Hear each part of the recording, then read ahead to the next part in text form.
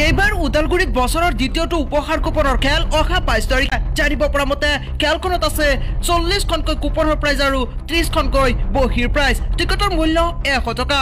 হয়, আপুনি ঠিকেই শুনিছে, বছৰৰ দ্বিতীয়টো উপহাৰ কুপনৰ খেল অনুষ্ঠিত হ'বলৈ গৈ আছে বিটিআৰৰ উদালগুৰিত, আৰু উদালগুৰিত অনুষ্ঠিত হ'বলৈ গৈ আছে সৰ্বমুঠ 40খনকৈ কুপনৰ প্ৰাইজ, 30খনকৈ বহিৰ প্ৰাইজ আৰু 10খনকৈ এজেণ্টৰ প্ৰাইজ সামৰি সৰ্বমুঠ 80খনকৈ পুৰস্কাৰ থকা উপহাৰ কুপনৰ খেল অনুষ্ঠিত হ'বলৈ গৈ আছে এইবাৰ উদালগুৰিত অহা 22 তাৰিখে।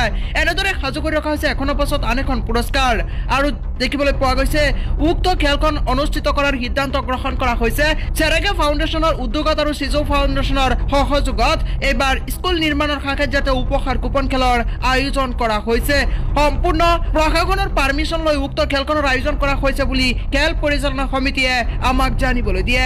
এনেদৰে সাজু কৰি ৰখা বাহনসমূহ কাৰ ভাগ্যলৈ যায় কোনো নিশ্চয়তা নাই। অহা 22 তাৰিখে অনুষ্ঠিত হ'ব এই খেলখন।